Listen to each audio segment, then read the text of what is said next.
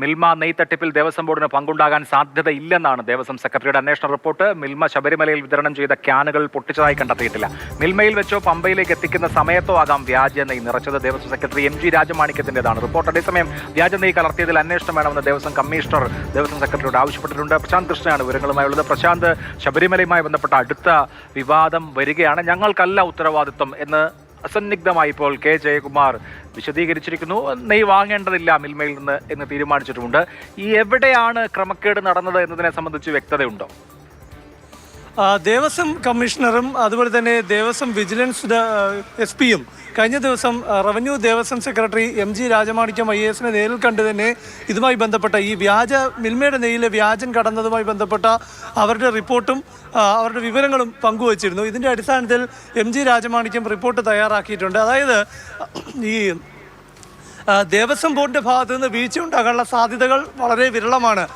കാരണം മിൽമയിൽ നിന്ന് നെയ്യ് പമ്പയിൽ എത്തിച്ചു കഴിഞ്ഞാൽ അവിടെ പരിശോധന നടത്തുന്നത് ഭക്ഷ്യസുരക്ഷാ വിഭാഗത്തിൻ്റെ ലാബിലാണ്.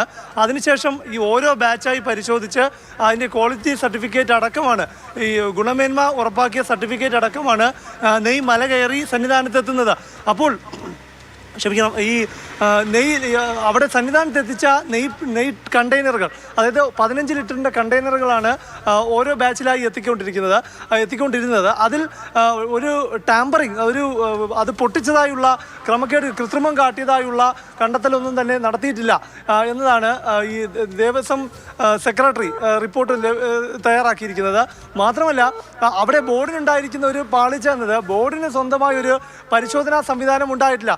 അപ്പോൾ ഇവിടെ ഒരു അട്ടിമറി ഉണ്ടായിരിക്കുന്നത്, അല്ലെങ്കിൽ ഒരു ക്രമക്കേട് നടത്തിയിരിക്കുന്നത് ഒന്ന് മിൽമയുടെ ഭാഗത്ത്, മറ്റൊന്ന് ട്രാൻസ്പോർട്ടേഷൻ്റെ ഭാഗത്ത്.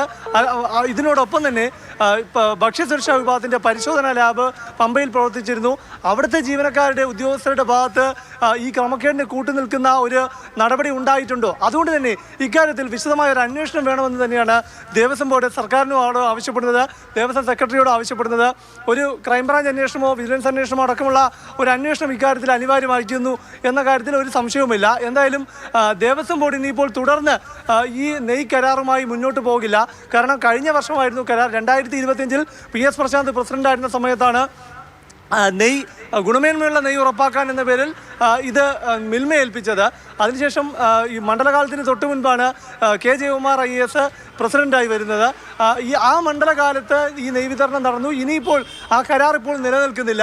തുടർന്ന് മിൽമയ്ക്ക് ഇനി കരാർ നൽകണമോ തുടങ്ങിയ കാര്യങ്ങളെല്ലാം തന്നെ ബോർഡ് പരിശോധിക്കും. കഴിഞ്ഞ മണ്ഡലകാലത്ത് ഈ നെയ്യ് 1,50,000 ലിറ്റർ നെയ്യ് കരാർ നൽകിയതിലൂടെ ബോർഡ് 7 കോടി രൂപ മിൽമയ്ക്ക് നൽകിയിട്ടുണ്ട്. അതായത് ഒരു ലിറ്ററിന് 510 രൂപയാണ് വില നിശ്ചയിച്ചത്. കുറഞ്ഞ നിരക്ക് നിശ്ചയിച്ചു. മിൽമയുടേതായിട്ട് ഗുണമേന്മ ഉണ്ടാകും എന്ന ഉറപ്പിൻ്റെ അടിസ്ഥാനത്തിലാണ് മുന്നോട്ട് പോയത്. പക്ഷേ എല്ലാം തകിടം മറിയുന്നത് തന്നെയാണ് കണ്ടത്.